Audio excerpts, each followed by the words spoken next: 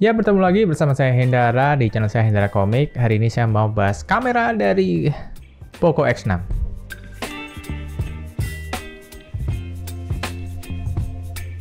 Ya, untuk konfigurasinya sendiri di sini ada 64 megapiksel sebagai kamera utama yang ditemani dengan OIS, terus ada kamera ultrawide dan ada kamera makro 2 megapiksel. Kalau kamera ultrawide-nya ada di 8 megapiksel. Nah, selfie-nya ada di 16 megapiksel. Seperti apa hasil foto dan videonya?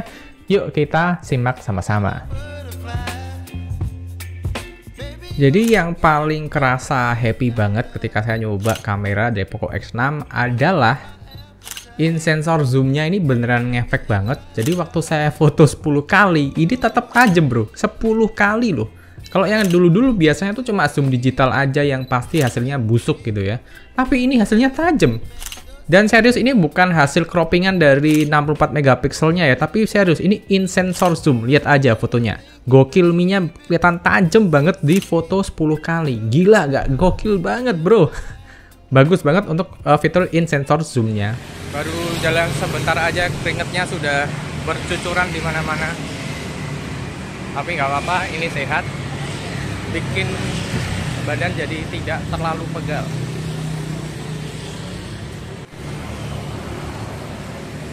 Dan ini perekaman kamera utama kalau ada orangnya. Di sana ada Xiaomi Store, Xiaomi Shop yang bisa jual barang-barang Xiaomi. Cukup ramai, ada orang. Dan ini adalah perekaman 1080 60 fps di bawah jalan aja pakai kaki. Kalau jalan memang pakai kaki ya, bukan pakai tangan. Seperti ini hasilnya. Masih kelabu tapi sudah ada cahaya. Kita coba selfie bentar ya. Entah kenapa untuk perekaman videonya saya merasa kestabilannya kurang oke ya, masih perlu diimprove lagi. Terus juga untuk videonya beberapa itu ada yang kayak patah-patah. Kamera ultrawide kalau dibawa jalan siang-siang tapi agak kelabu. Bahkan waktu saya play di Poco X6 ini ada yang patah-patah juga yang tidak bisa di play dengan mulus.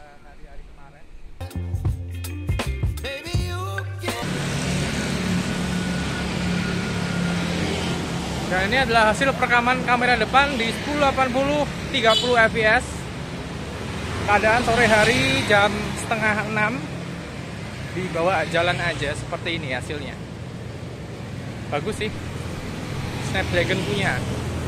Untuk keadaan sore hari terlihat lebih bagus ya. Bagaimana cara menghandle skin tone, handle exposure. Saya rasa lebih oke di sore hari daripada tadi yang siang-siang kelabu ya. Mungkin karena cahayanya lebih enak aja untuk bisa di-adjust oleh sistem ya. Jadi udah kayak mendekati golden hour gitu. Dan emang itu memang jam-jam terbaik sih untuk foto dan video. Dan kalau dibilang videonya masih terasa jitter, kalau jalannya kita nggak hati-hati kerasa kedutan ya dan jitter ya. Jadi emang perlu handle yang lebih oke kalau mau menghasilkan video yang benar-benar bagus. Dan ini adalah perekaman 1080 30 fps di lensa ultrawide.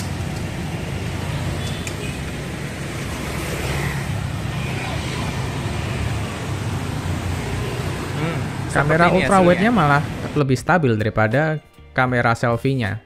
Dan di sini terjadi lagi kayak patah-patah juga. Saya nggak tahu kenapa ya. Menjelang malam, matahari masih ada dikit sinar mataharinya seperti perekamannya 4K 30 fps kalau dibawa jalan. Dan ini adalah perekaman 1080 30 fps di lensa ultrawide yang mentok di sana aja. Berikut perekamannya kalau ada manusia in frame di dalamnya. Seperti ini hasilnya. Panas. Dan ini adalah perekaman 4K 30 fps. Saya rekam lagi karena tadi waktu saya lihat di preview di galeri dia kok patah-patah ya. Coba kita rekam lagi di 4K 30 fps. Seperti ini kalau ada manusia yang in frame di dalam perekaman 4K 30 fps. Hasilnya bagus sih. Ini bagus, skin tone-nya bagus. Bagus, Snapdragon 7 bagus sih. Pokoknya yang jangan 695, jangan 680, 685. Seperti biasa ya, perekaman video di kamera utama dan kamera ultrawide akan terasa jomplang sekali. Ya sudah biasa sih. Terus dari warna kamera utama dan ultrawide-nya juga ada sedikit perbedaan tone, tapi masih it's okay lah. Kalau yang main kameranya kayak kekuning-kuningan, kalau ultrawide-nya agak ke biru-biruan. Lebih bagus ultrawide sih kalau saya ya.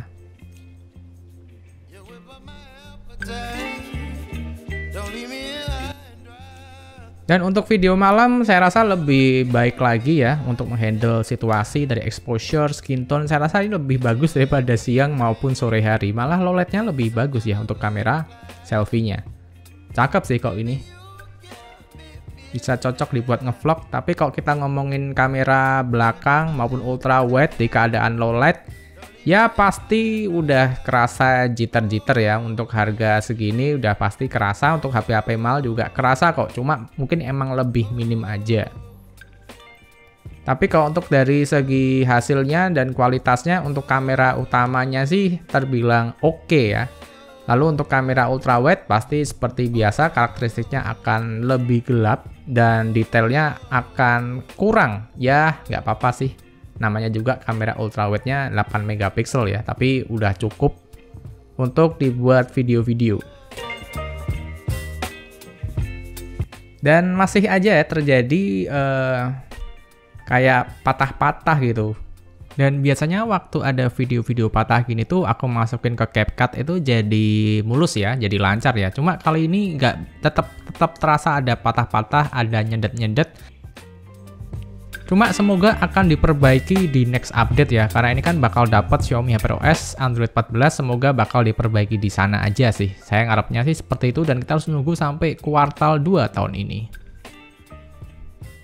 Tapi itu cuma terjadinya kadang-kadang aja ya. Terus kalau di keadaan low light kayak gini malam hari nggak perlu ragu, kamu pakai aja untuk fotonya di mode malam karena itu akan meningkatkan hasil kualitas foto kalian dari detail, dari warna, dari cahayanya juga terekspos dengan baik. Walaupun kok kalian lihat secara head to head ya hampir kayak loh ini kok nggak ada bedanya, tapi setelah kalian lihat detailnya lagi, ternyata mode malam ini sangat membantu banget meningkatkan detail, mengurangi noise, dan pokoknya membuat foto malam kalian akan terlihat jauh lebih baik. Jadi jangan ragu kalau udah malam pakai aja mode malam karena beneran ngefek sih. Bahkan di kamera selfie-nya juga ada loh mode malamnya. Jadi cukup lengkap ya.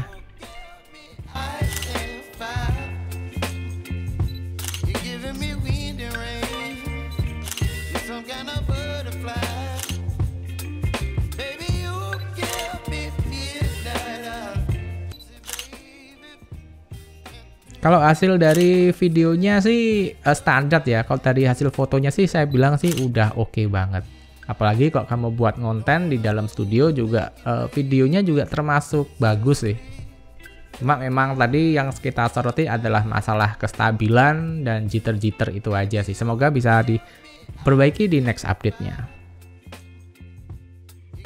Nah, tadi adalah hasil pengujian kamera dan video dari Poco X6. Buat saya pribadi, hasil fotonya sebetulnya bagus sih. Cuma karena pengujiannya itu, cuacanya waktu itu mendung banget. Jadi sampai sekarang saya tuh belum ketemu dengan sinar matahari sebetulnya. Tapi saya tahu banget, misalkan ini cerah ya, cerah atau misalkan sore hari, ini hasilnya bagus banget. Untuk keadaan low light juga aku bilang oke sih. Cuma kalau mau bagus ya, hidupin mode malamnya. Terus catatannya di sini untuk videonya ya. Videonya sih gimana ya? Saya bingung ya. Di channel-channel lain tuh nggak ada yang bahas masalah ini sih. Cuma entah kenapa waktu saya pengujian kok ada video yang tiba-tiba kayak macet-macet gitu. Entah kenapa gitu ya.